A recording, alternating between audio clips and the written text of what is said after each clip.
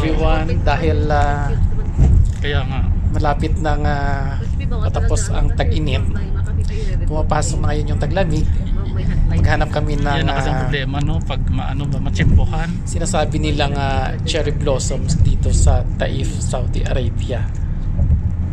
So kasama ko naman ngayon guys yung mga tropang gala.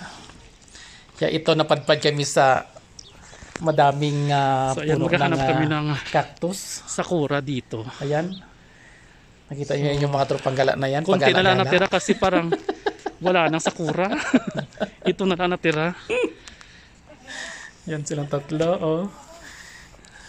Saan ba yung ano na yon, yung cactus na yon? Ay, yung cactus, yung sakura na yun na hinahanap namin. May daanan dito. Yan. Sa una naming napuntahan, malapit yan sa may Alhada. Ayan, puro patay na yung mga dahon ng tanim niyan.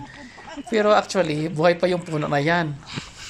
Yung puno na yan is ano, So ito tawag na lang dito? yung natira dito Ang kasi tawag sa puno na yan. nahuli na kami ng dating. Ang bunga Nag-iisa. niyan is ano, is nuts. Ano man tawag sa nuts na yun? Almond, yan. Yan ang almond tree.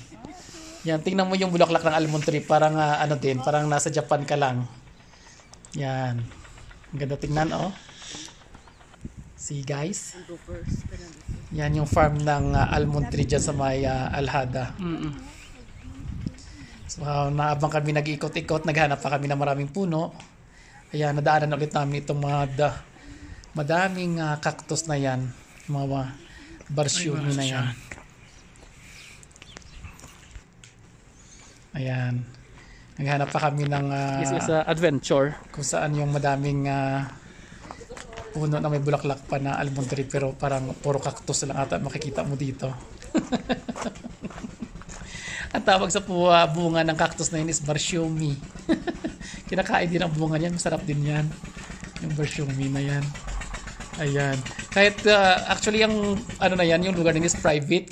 Pero kami, pasok lang kami ng pasok. Makita nyo na din guys yung ano, yung rose. Yan. Kasama din dyan yung rose. Pero walang mga bulaklak na rose ngayon kasi ano na,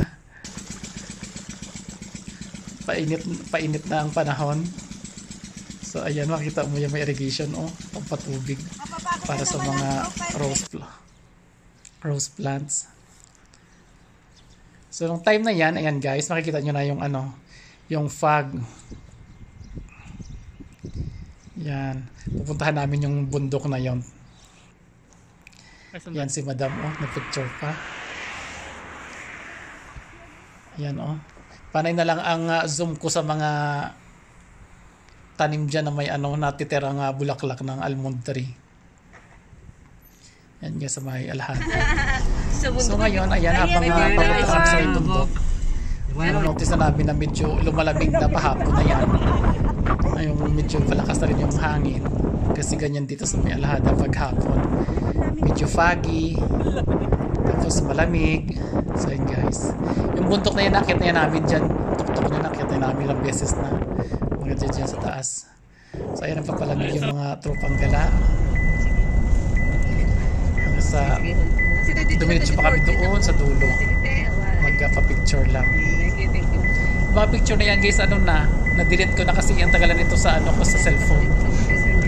Video sa lang natira, yung mga picture na-delete ko na ata or na-forward ko na sa mga tropang gala members ko. So ayan guys, mag-alas 7 na ng gabi na yan, pero medyo maliwanag pa at kami pauwi na, pabalik na. Katapos na namin magano dyan, magpa-picture sa ano, sa may almond tree na parang sakura ng Japan. Maganda din guys pag madaming bulaklak, ang ganda tingnan. So ayan, pauwi na kami dyan. Wala siya sa Kinabi kami kakahanap ng almond tree na yun, parang cherry blossoms. So ayan, pauwi na kami. Kagagaling na namin doon sa may kwan, sa may plantation ng ano, ng cherry blossom, pero wala na, kunti na lang nabutan namin kasi palagas na. So kahit pa paano may nabutan kami So ayan, dito na po kami sa may ano, sa may highway. Sabi niya, na-late na ako sa lakad ko. Bilisan ko na yung pagdadrive. See you sa my next video. Yan, see you sa my next video. Yes! Right! Subscribe, like, and share.